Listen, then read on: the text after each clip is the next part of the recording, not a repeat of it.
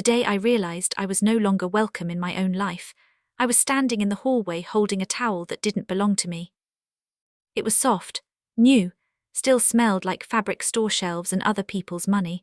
I remember running my fingers over it like it might explain something if I touched it long enough. The hallway light flickered the way it always did when it was about to go out, and I stood there, barefoot on cold tile, feeling like the walls had quietly shifted while I wasn't looking.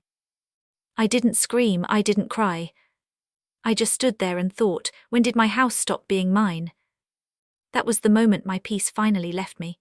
Not when the money disappeared, not when my room changed, not even when my own family stopped asking before taking. It was that quiet, ordinary moment when I realized I had been shrinking for so long that everyone else felt entitled to the space I used to occupy. But I didn't always live like that. There was a time when my life was simple in the way hard-working lives often are. Not easy but steady, predictable, the kind of life where you wake up early because your body tells you to, not because someone is demanding something from you. I had my routines, my habits, my small comforts that made the years feel anchored instead of rushed. I used to wake before the sun. The house would be quiet then, the kind of quiet that feels respectful. I'd make tea in the same chipped mug I'd had for years, stand by the kitchen window and watch the sky slowly change its mind about the day. That mug had a thin crack near the handle. I kept meaning to replace it, but something about it felt loyal, like it had stayed when other things hadn't. Back then, the house still felt like mine. I had raised my son there, paid the bills there, cried in the bathroom there when my marriage ended, and then wiped my face and kept going. It wasn't a big house, 3 bedrooms, 1 bathroom that never quite drained right, but it held my life. Every version of me I'd ever been lived somewhere in those walls. My son Daniel was my pride in the quiet way mothers carry pride. I didn't brag, I didn't post long messages, I just watched him grow and hoped I'd done enough. When his father left, it was just the 2 of us for a long time. I worked extra shifts, I learned how to fix small things myself, I learned how to be tired without letting it show too much. Daniel used to sit at the kitchen table while I cooked, doing homework, asking questions that came out of nowhere. He had a way of tapping his pencil when he was thinking, drove me crazy. I'd tell him to stop, and he'd grin and keep tapping softer, like that was a compromise. When he grew up and moved out, the house got quieter, but it didn't feel empty. It felt earned, like I had reached a chapter where I could finally breathe without counting who needed what from me next. That breathing didn't last. Daniel came back into my daily life slowly, the way big changes often do. First it was Sunday visits, then dinner during the week, then long conversations about work, money, stress. He was tired in a way that worried me, older than his years. I recognized it because I had worn that same exhaustion for decades. That's when he told me about Melissa.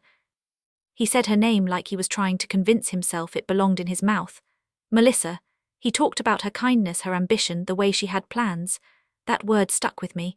Plans. It always sounds hopeful until you realize you're not included in them. When they got serious, it felt natural for them to spend more time at my house, then a few nights, then weekends. Melissa was polite at first, always thanking me, always smiling with her lips, not her eyes. She rearranged small things without asking. A plant moved closer to the window. A stack of mail shifted to a different counter. Nothing big enough to complain about, but enough to notice. I told myself I was being sensitive, that this was what sharing looked like, that I should be grateful my son wanted to be close. When Daniel lost his job, that's when the ground really started moving beneath my feet. They came to me together, sitting across from me at the kitchen table like they were about to negotiate something. Daniel wouldn't meet my eyes. Melissa did all the talking. Her voice was calm, reasonable. She explained how temporary everything was, how they just needed a little help, how they'd pay me back, how this would bring us closer as a family. Family, that word gets heavy when people start using it to justify taking.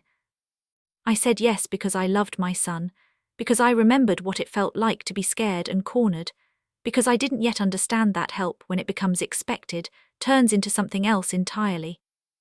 At first it was small, a little money here and there, groceries, utility bills. Daniel promised he was applying everywhere. Melissa said she was budgeting. I believed them because believing felt easier than doubting. Then my room changed. One afternoon I came home and found my dresser moved. Not by an inch, by feet. My closet reorganized. My bed shifted closer to the window. Melissa stood in the doorway, hands on her hips, smiling like she'd done me a favor. "We needed space," she said lightly. "You don't mind, right?" I did mind, but the words stayed stuck in my throat. Instead, I nodded. That nod cost me more than I realized.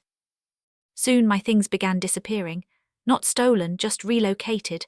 My spare room turned into their office. My quiet mornings filled with phone calls and keyboards. My kitchen stopped feeling like mine. I'd reach for something and it wouldn't be there anymore. When I asked, I'd get sighs, looks, that tone people use when they think you're being difficult. The money went faster after that. I noticed it when my account balance didn't match my memory. When withdrawals appeared I didn't remember making. Daniel said it was a mistake. Melissa said we must have misunderstood each other. They talked in circles until I felt dizzy. I started sleeping lighter, listening more. The house didn't sound respectful anymore. Doors closed without care. Laughter that stopped when I entered a room. Conversations that moved elsewhere when I asked questions. The worst part wasn't the loss. It was the way I began doubting myself, wondering if I was overreacting, if this was just what agging looked like, becoming invisible in your own life. One night I lay in bed staring at the ceiling, listening to the hum of the refrigerator through the wall. I realized I hadn't felt truly rested in months. My body was in my house, but my spirit had nowhere to sit down. That towel in the hallway came weeks later, a small thing, insignificant on its own, but it felt like proof that my space had been repurposed without my consent, proof that my kindness had been mistaken for permission. I folded it slowly, placed it on the chair in my room, and sat on the edge of the bed. The mattress dipped where someone else had been sitting earlier. I could still smell unfamiliar perfume. For the first time, a thought formed clearly in my mind. They're not going to stop. And just like that, the quiet woman who had kept adjusting herself to fit everyone else finally understood something she should have known sooner. Peace doesn't disappear all at once. It gets taken in pieces by people who swear they love you. After that night with the towel, I started noticing things the way you do when your heart finally gives your eyes permission to see. Before that, I had been living on autopilot. Wake up, make tea, clean around other people's messes, go to work, come home tired, eat whatever was left, sleep lightly, repeat. I told myself this was just a season, that families bend, that love requires patience, all those phrases we use when we are afraid of being alone. But once the thought settled in me that they were not going to stop, the house sounded different. Footsteps carried intention, whispers had weight, laughter felt rehearsed. I didn't confront anyone right away. I needed to be sure of my own footing first. There's a special kind of humiliation that comes from accusing someone and being wrong. I had already spent too much time apologizing for things I hadn't done. So I watched. I listened. I started coming home earlier than usual, started leaving my purse in different places. I stopped announcing when my paychecks hit my account, small changes, quiet ones. Daniel avoided me more, not dramatically, just enough to hurt. He stayed in their room longer. When I asked how his job search was going, his answers grew shorter, vaguer. Something coming. I'm waiting to hear back. He stopped meeting my eyes when he said it. Melissa, on the other hand, grew more comfortable. Too comfortable. She began speaking to me like someone who believed she had authority, telling me when the trash needed to go out, commenting on how much water I used in the shower, suggesting I'd downsize my clothes since I didn't go out much anymore. One afternoon, she handed me a box. "I cleared out some of your things," she said, like she was offering leftovers, "just stuff you don't really use." Inside were sweaters my mother had given me, old photo albums, papers I kept because they mattered to me, even if they didn't make sense to anyone else. My throat tightened, but I swallowed it back. "You should ask before touching my things," I said quietly. She smiled, not kindly, patiently, like I was a child who didn't understand efficiency. "This is our space now too," she replied. "Ours?" That word again. I wanted to say no, it is. I wanted to remind her whose name was on the deed, who paid the taxes, who worked late nights when Daniel was young so he could have what he needed. But my voice didn't rise. It never did. I had learned a long time ago that loud women are labeled difficult and quiet women are taken advantage of. So I said nothing. Instead, I started checking my bank statements. At first it was confusing. transfers that looked almost legitimate, amounts small enough to ignore if you weren't paying attention, then larger ones, withdrawals that happened on days I was at work the entire time. I brought it up to Daniel one evening while he was making coffee. The kitchen smelled burnt, sharp and bitter. He kept his back to me. "Did you use my card?" I asked. He paused just a second too long. "Melissa might have," he said. "We needed groceries." I nodded slowly. We already had groceries. "She bought some other things too." "What other things?" He turned then, irritation flashing across his face. "Why are you interrogating me?" That word landed like a slap. I wasn't interrogating him. I was asking. Mothers ask. That's what we do, or at least that's what I thought. "I just want to understand," I said. "Well, you're making it sound like we're stealing from you." The silence that followed felt thick. I realized then how carefully they had practiced this story, how easily they could turn concern into accusation. "I'm tired," I said, because that was safer than the truth, and I went to my room. That night I couldn't sleep. The house was awake in a way that felt deliberate, music low, laughter behind closed doors. I stared at the ceiling and tried to remember when my home had last felt like a place of rest. The next morning, my room had changed again. The chair by the window, the one I used to sit in with my tea, was gone. In its place was a small desk with a lamp I didn't recognize, papers spread across it, Melissa's handwriting. I stood there for a long time, my hands clenched at my sides. My chest felt hollow, like someone had scooped something out and forgotten to fill it back in.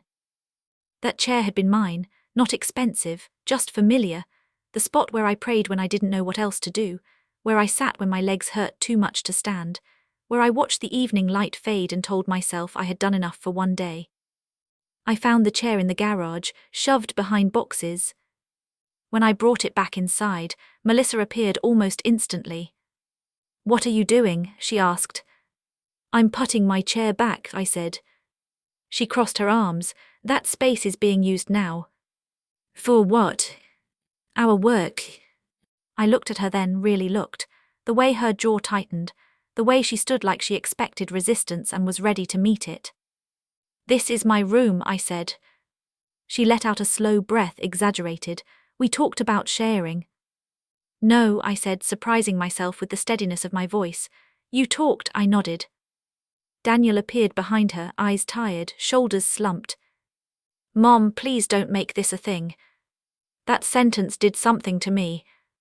I realized that my pain was inconvenient to them, that my discomfort disrupted their plans, that my home had become a resource to manage, not a person to respect. I put the chair back by the window anyway. They didn't speak to me for the rest of the day. After that, the tension lived in the walls, meals eaten separately, doors closed harder, conversations cut short. I could feel myself being slowly edged out like furniture that no longer fit the design they had in mind. Then came the letter. It arrived in the mail one afternoon, tucked between a grocery flyer and a bill. Official, heavy paper, my name printed clearly on the front. I opened it standing at the counter. It was from the bank. At first the words didn't make sense. Loan adjustment, collateral authorization.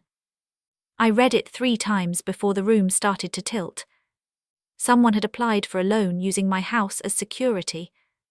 Someone had signed documents. Someone had made plans that reached far beyond borrowed groceries and rearranged furniture. My hands shook as I set the paper down.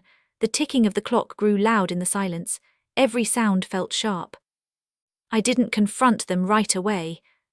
I needed to know how far this went, who knew what, how long this had been happening without me.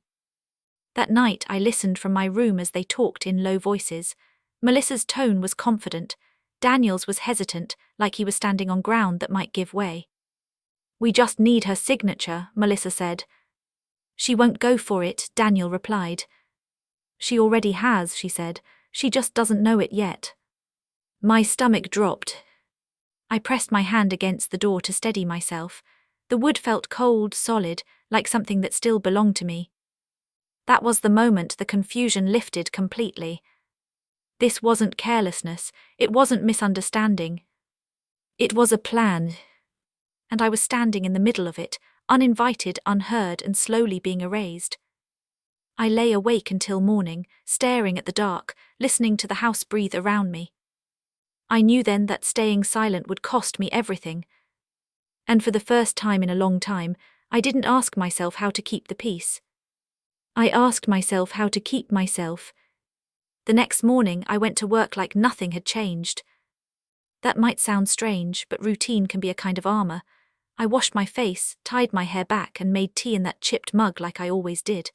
My hands moved on memory, not feeling. Inside, everything was loud, but on the outside, I looked like a woman starting an ordinary day. At work, I couldn't focus. Numbers blurred. Conversations passed over me without landing. All I could think about was that letter, folded carefully in my purse like a threat I carried with me. Every few minutes, I checked my bag to make sure it was still there, like it might disappear if I didn't watch it closely. On my lunch break, I called the bank. I stepped outside to the small bench near the parking lot, the one with chipped green paint and a loose bolt that made it wobble. The air smelled like dust and exhaust. When the woman answered, her voice was polite, efficient. She asked me to verify my identity. I answered on autopilot, my heart beating too fast. I received a letter about a loan adjustment, I said. I don't recall applying for any loan. There was a pause, keys tapping. Yes, Mrs., she said. The loan was processed 2 months ago. 2 months?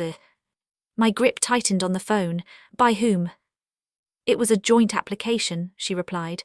Your son Daniel and his wife Melissa. My ears rang. I could barely hear my own voice when I spoke again. My signature is on this. Yes, she said gently. All documents were signed and notarized. The bench felt unsteady beneath me. My mouth went dry. I never signed anything, I said. Another pause, heavier this time. Ma'am, she said, lowering her voice, the documents were signed digitally.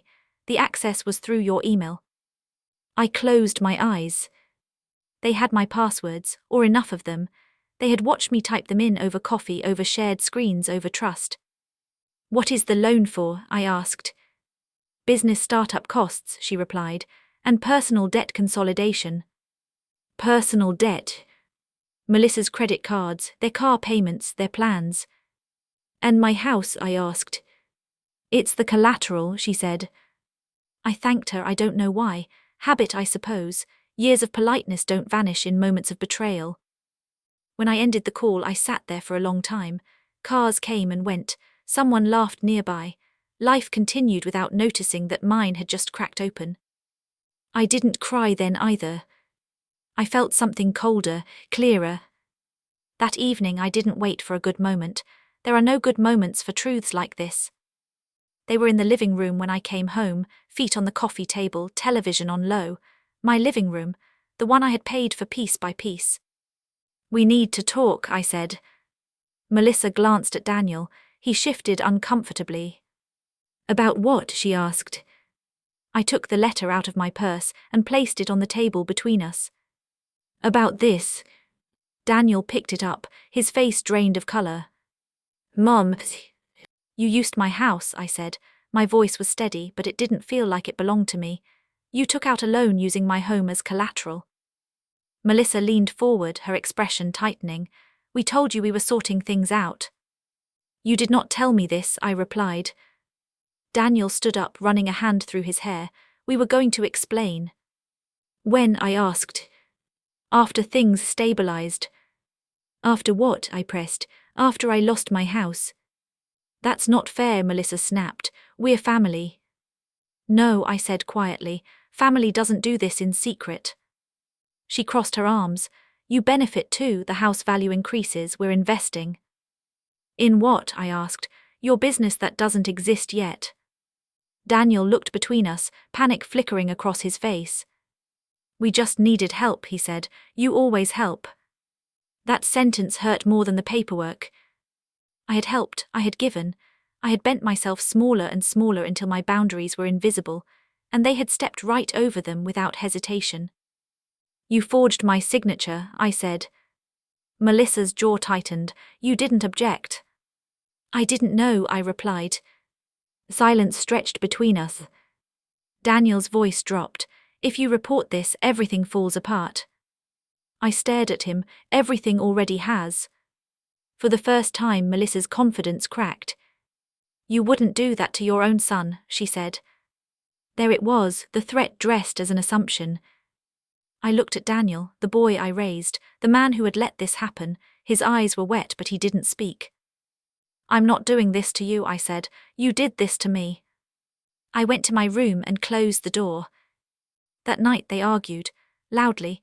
Accusations flew, doors slammed. I lay in bed listening, my heart aching in a way that felt old and new at the same time. By morning, the decision was clear. I went to the police station after work. My legs felt heavy walking in like I was moving through water. I explained everything, showed them the letter, the bank statements, the timeline. The officer listened carefully. This is financial fraud, he said, and identity theft. The words felt unreal, like they belonged to someone else's life. I signed the report with a hand that trembled just slightly. When I got home, the house was quiet. Daniel sat at the table alone. They're coming to talk to us, he said. I know, I replied. You didn't have to do this. I met his eyes, I did. That night, Melissa packed a bag. She didn't look at me as she left. Daniel stood frozen in the doorway, torn between the woman he chose and the mother he betrayed. The sound of the door closing echoed through the house. I sat down in my chair by the window, the one thing I had reclaimed. For the first time in months, the house was silent again. But silence, I was learning, doesn't always mean peace. Sometimes it's just the pause before consequences arrive. The days after Melissa left felt strange, like walking through a house after a storm when everything is still standing, but nothing feels quite the same. Daniel stayed, not because I asked him to and not because I wanted him to. He stayed because he had nowhere else to go. His room door remained closed most of the time. When he did come out, he moved quietly, like someone afraid of making noise in a place that used to feel safe. I didn't speak much to him at first, not out of cruelty, out of exhaustion. There's a particular tiredness that comes when the person who hurt you is someone you once held as a baby. Anger doesn't come easily then. It tangles with grief and love and disbelief until you're left with something heavy and confusing. The police called within a week. They needed more information, more statements, more patience. I sat at the kitchen table with a folder open in front of me, documents spread out like proof of a life I had almost lost. Each paper told the same story from a different angle. How trust had been used as a key, how access had replaced permission. When the officer asked if I wanted to press charges fully, I hesitated. Not because I didn't deserve justice, but because justice felt like a word people say easily when they don't have to live with the consequences afterward. Yes, I said finally. That word felt heavier than any I had spoken before. Daniel found out that evening. They're charging her, he said, standing in the doorway of the kitchen. His voice sounded smaller. They might charge me too. I didn't look up from the papers. You signed documents. I didn't know it was illegal. You knew it was wrong. He sat down across from me, rubbing his face with both hands. She said you wouldn't mind. I closed the folder. I mind, I said. The silence between us was thick but honest. No more pretending. No more smoothing things over. Over the next few weeks, I did things I had never imagined doing. I changed my passwords, all of them. I went to the bank in person and spoke to a man who explained things slowly, kindly, like he understood that I had trusted the wrong people. The loan was frozen, the house protected while the investigation continued. I installed a lock on my bedroom door. That small act felt enormous.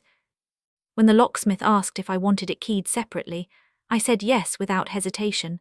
The click of that lock closing for the first time sent a strange mix of relief and sorrow through my chest. Daniel noticed.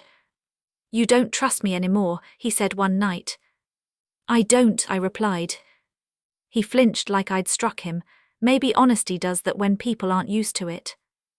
I started reclaiming my space deliberately. I moved my furniture back, hung my pictures where I wanted them, threw away things I had never chosen. Each small decision felt like stitching myself back together. I also stopped explaining myself. That was harder than it sounds. I had spent my life justifying my needs, making them smaller so others could feel bigger.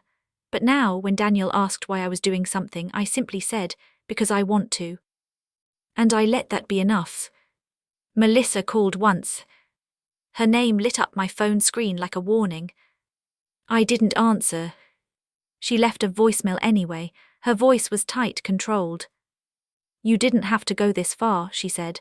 This could have stayed in the family. I deleted it. Family doesn't steal your future and ask you to stay quiet about it. The legal process moved slowly, painfully, but it moved. Friends started noticing changes in me. They said I looked lighter. I was, not yet, but I was clearer, and clarity carries its own kind of strength. Daniel eventually moved out. There was no dramatic goodbye, just boxes carried out one by one. He stood in the doorway before leaving, his eyes red. I never meant to hurt you, he said. I know, I replied, but you did. When the door closed behind him, I didn't cry. I sat in my chair by the window and watched the light change, just like I used to. Only this time the quiet felt earned, not imposed. For the first time, I was choosing myself without apology. Once Daniel moved out, people started asking questions. They didn't ask all at once. It happened the way gossip always does, sideways and softly at first. A neighbor paused a little too long by the mailbox. A friend from work asked if everything was okay at home. My sister called and said she had heard some things and wanted to check on me. For years, I had protected my family's image like it was my responsibility alone. I covered cracks with silence, smoothed rough edges with excuses. I believed that keeping things private was the same as keeping them dignified. I was wrong. What I learned, slowly and painfully, was that secrecy had never protected me. It had only protected the people who were willing to use me. So this time I told the truth, not dramatically, not bitterly, just plainly. Yes, I said when my sister asked. They took out a loan using my house without my permission. There was a pause on the line, a sharp inhale. Oh, she said, I'm so sorry. Those words landed differently than I expected, not like pity, like recognition. Word spread as it always does. Some people looked uncomfortable when they saw me, unsure of which side politeness demanded they stand on. Others surprised me. Women I barely knew pulled me aside and whispered stories of their own. Sons who borrowed too much, daughters who crossed lines, husbands who assumed. I wasn't alone. I had just been quiet for too long. The investigation became official. Letters arrived with careful language and firm dates. Melissa was charged first, identity theft, fraud, forgery. Daniel was questioned, then charged as well. Lesser charges, but charges all the same. Seeing my son's name on legal documents hurt in a way I don't have words for. It felt like a failure stamped in ink, not just his, mine too. But then something else happened, something unexpected. I stopped blaming myself. Because love does not mean surrender, and motherhood does not mean erasing yourself so your child can stand taller on your back. The court date came faster than I was ready for. I sat in the waiting area on a hard bench, my purse clutched in my lap like an anchor. The air smelled faintly of disinfectant and old paper. People moved past me with their own burdens, their own mistakes. When Daniel walked in, he looked smaller, not physically, spiritually, like someone who had finally run out of places to hide. Melissa arrived shortly after, dressed carefully, face composed. She didn't look at me, not once. When my name was called, my legs felt unsteady, but I stood anyway. I told the truth. I spoke about trust, about passwords shared over coffee, about signatures forged with confidence, about how kindness had been mistaken for consent. My voice shook once, then steadied. The judge listened. The room stayed quiet. When it was over, I sat back down and felt something loosen inside my chest. Not relief, something deeper, like the weight of pretending had finally been set down. The consequences came quietly. Melissa received probation, fines, and a record that would follow her longer than she expected. Daniel was ordered to pay restitution. The loan was officially voided. My house was safe. Afterward, Daniel approached me in the hallway. I never thought it would go this far, he said.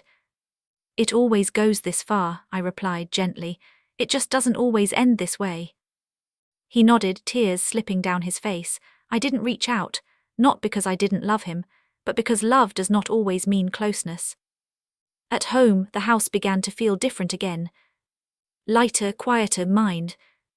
I invited friends over for dinner for the first time in years. We laughed, we ate slowly. No one rearranged my kitchen. No one checked my spending. No one treated my presence like an inconvenience. One evening, I sat on the porch with a woman from down the street who had always waved, but never stopped to talk before. "I heard what happened," she said carefully. "Yes," I replied. "I admire you," she said. "Most people would have stayed silent." I thought about that later, sitting alone in my living room. Silence had never been strength, it had been survival, and survival has an expiration date. What surprised me most was the peace. Not the absence of pain, that still came in waves, but the peace of knowing I no longer lived on borrowed permission, that my space, my money, my life were no longer up for quiet negotiation. For the first time, I wasn't bracing myself when I walked through my own front door. Healing didn't arrive all at once. It came in small, almost unnoticeable moments, the kind you miss if you're still looking for fireworks or sudden joy. For me, it started with sleep, real sleep, the kind where your body sinks into the mattress without bracing for footsteps or whispered conversations behind closed doors. The first night I slept through until morning, I woke up confused. The room was filled with soft light, not panic. No tightness in my chest, no need to listen before moving. I lay there for a while just breathing, letting my body learn that it was safe again. That became my new routine, letting myself learn safety. I rearranged the house slowly, not because it needed it, but because I did. I painted the living room a warmer color, hung curtains I had bought years ago and never felt right using. I brought my chair fully back into its place by the window and set a small table beside it just for my tea. Every object I placed felt like a quiet declaration. This is mine, I am allowed to be here. Daniel called once a week at first, sometimes more, sometimes less. Our conversations were careful, like we were both walking on a floor we didn't yet trust to hold our weight. He apologized often, not loudly, not dramatically, just simply. "I'm sorry," he would say. And I believed him. But forgiveness is not the same as access. That was a lesson I had learned too late, and I refused to unlearn it now. "I forgive you," I told him one afternoon, "but things can't go back to how they were." He was quiet for a long time. "I understand," he said. I wasn't sure he fully did, but understanding takes time, so does accountability. I started doing things just for myself, not because they were productive, not because they benefited anyone else, because I wanted to. I took long walks in the evening. I signed up for a small pottery class at the community center. My hands remembered how to shape something gently without fear of breaking it. There was something comforting about working with clay. You could make mistakes and still smooth them over. At night I journaled, not every night. Just when the thoughts got heavy, I wrote about anger I had swallowed, about love that had been stretched too thin, about how easily women are taught to confuse sacrifice with virtue. Some nights I cried, quietly, honestly. The tears came without panic now. They didn't feel like weakness, they felt like release. The house began to sound like mine again. The floors creaked the way they always had. The refrigerator hummed steadily. The silence no longer felt like judgment, it felt like rest. People treated me differently too. Not with pity like I had feared, with respect. My sister started asking my opinion instead of telling me what she thought I should do. Friends stopped assuming I was always available. Even strangers seemed to sense something grounded in me that hadn't been there before. One afternoon, I caught my reflection in the mirror as I passed through the hallway. I looked older, there was no denying that, but I also looked steadier, like someone who had stopped negotiating her worth. I smiled at myself. Just a small one. That felt new. Daniel and I met for coffee months later, a neutral place, public calm. He looked healthier, tired still but more aware. He told me about counseling, about working extra hours to meet the restitution payments, about learning things the hard way. I thought being an adult meant taking what you needed and figuring out the rest later, he said. And now, I asked. And now I know it means asking, he replied, and accepting no. I nodded. We sat in silence for a while, watching people come and go. When we stood to leave, he hesitated. "I'm proud of you," he said. That surprised me more than it should have. "I'm proud of me too," I replied. When I got home that day, I made myself dinner and ate it slowly, savoring the quiet. I realized then that peace wasn't something I had lost and found again. It was something I had chosen. Chosen over guilt, over fear, over the old belief that my value lived in how much I could endure. Some nights I still think about Melissa, about the version of her that believed entitlement was the same as confidence.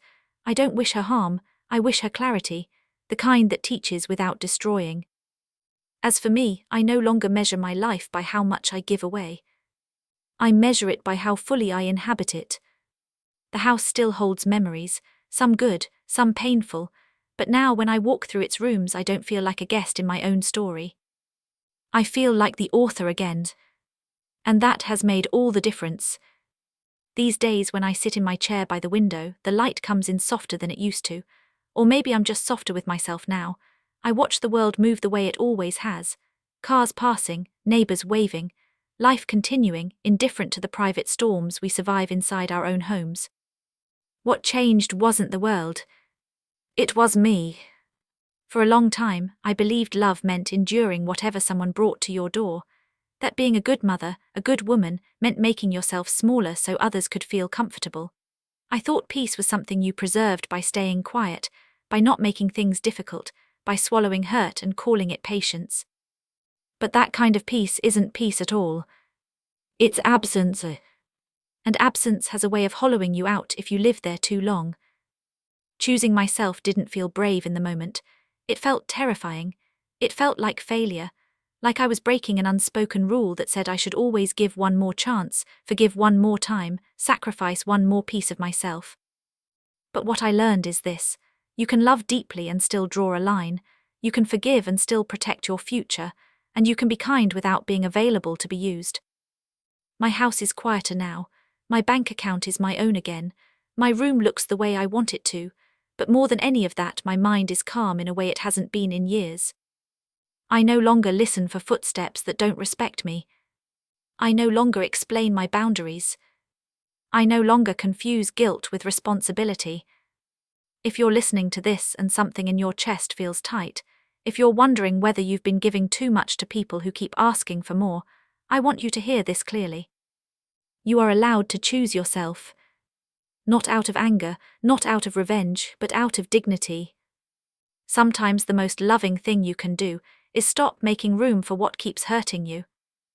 I wonder if you were standing in that hallway holding something that didn't belong to you, in a space that used to feel like home, would you do what I did? Would you choose yourself? If this story touched something in you, share your thoughts in the comments. And if you want to hear more stories like this, told gently and honestly, you know where to find me.